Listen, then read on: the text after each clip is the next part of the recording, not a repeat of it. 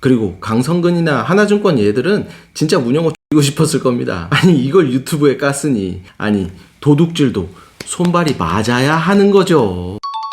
조합 간부들이 이렇게 구라쳐왔죠. 그리고 또 우린 이걸 진실인 줄 알고 속았고요. 중국 났는데 전시 행사가 부도나서 공매 넘어가는 거를 우리가 십시일반 돈을 걷어서 막아냈다 라고요. 이거 어마어마한 개소리입니다. 생각해 보시자고요. 만약 이게 사실이었다면 녹음 파일 있잖아요. 4월 3일 3자 미팅 때 그때 자 이제 어떻게 할 건지 선택해 라고 말하는 거는 전시 행사가 아닌 조합이었어야 합니다. 무슨 소리냐? 막말로 이 말이 사실이었다라면 말이죠. 우리가 공매 막아줬으니 전시 행사 너네는 우리가 이제 시키는 대로 이렇게 할 건지 저렇게 할 건지 둘 중에 선택해 라고 조합은 이렇게 말할 수 있었어야 됩니다.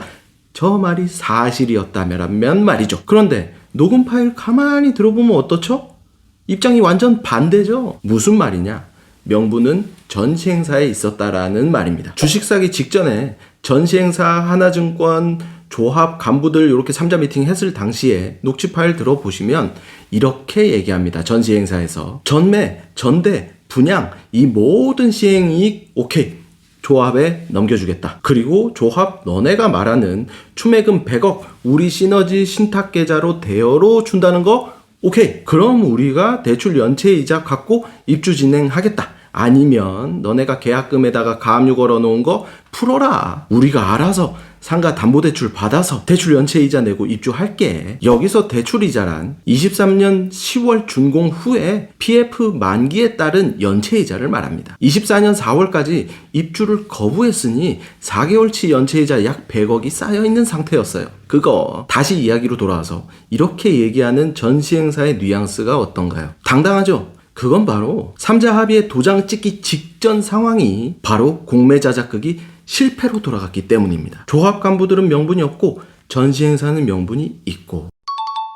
그럼 얘네들이 어떻게 공매 자작극 판을 짰는지 봅시다. 23년 준공 후 허급 보존 받아놓은 상황에서 계약금에 가압류를 걸어 입주를 못하게 막아 2,800억 대출 상환을 못하게 맞고 아시다시피 우리는 계약금 10% 낸 게 다예요. 중도금 대출 자체가 없었기 때문에 2,800억 갚으려면 무조건 대출 갈아타기를 해야 하는데 그걸 계약금에 가압류를 걸어서 입주를 막아 대출을 못 갚게 만든 겁니다. 그건 지금도 똑같아요. 마냥 입주하려면 대출 갈아타야 합니다. 그러니 대출 터지고 전시 행사를 부도나게 강제해 놓고 단일 전세 아니다 이런 걸로 조합원들을 선동하고 그리고 이중 분양이다 이런 걸로 입주 못하게 막으면서 조합원들을 선동한 바로 그 목적 이 모든 것들이 공매 자작극을 위한 사전 공작이었던 겁니다. 이은정이 이것들 맨날 실명방에서 시행사 사기꾼이다 맨날 이러면서요.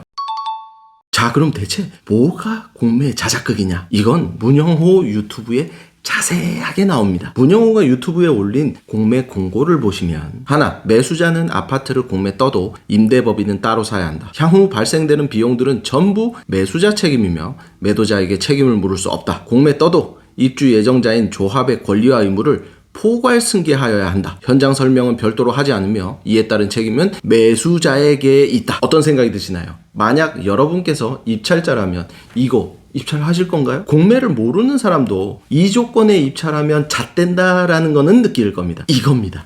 바로 이겁니다. 아무도 입찰 못하게 5차까지 유찰되도록 만들어 놓고 마지막에 조합에 우선 수의 계약 주는 계획 이게 공매 자작극의 기본 계획입니다. 24년 2월에 조합 총회에 참석하신 분들은 다 들으셨을 내용입니다. 전시 행사에서 위 해당 녹취 파일들을 전부 법원에 제출했으니까요. 그래서 법원에서 공매 중지 가처분을 보고 하나증권 이놈들이 바로 공매 취소를 한 겁니다. 판사한테 한 소리 들었지. 임대분양을 해. 임대분양하면 입주하고 대출 갈아타기 하고 다 되네. 근데 왜 임대분양을 안 해? 임대분양 해.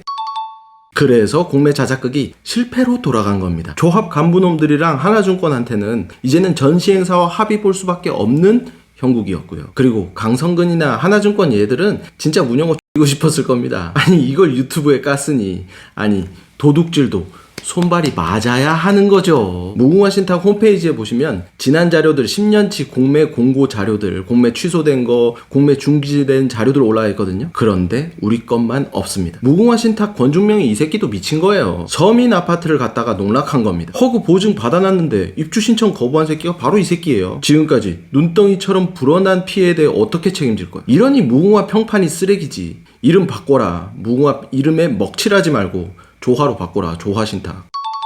준공 후 입주 막고 대출 연체 터트리고 공매 자작극으로 시간을 끌다 보니 연체 이자가 100억이나 쌓였네요. 이때라도 조합 간부들은 정신 차렸어야 합니다. 3자 입주 합의 도장 찍은 대로 욕심 그만 부리고 추매금을 신탁 계좌로 넣었다면, 추매금을 임대법인 신탁 계좌로 넣었다면 그 돈은 보증금으로 인정받을 수 있었겠죠. 물론 당연히 입주도 바로 했을 거고요. 그리고 이러한 일련의 사태들, 계약금 가압류며 공매 자작금이며 주식계약이며 여러분 아셨어요? 전 몰랐어요. 아무것도 몰랐어요. 조합원 몰래 벌인 사기 행각입니다. 이 손실을 대체 어떻게 책임질 겁니까? 자, 다음 편에는 지금 저것들이 말하는 대로 따라가면 임대법인이 왜 디폴트인지 설명해 드리겠습니다.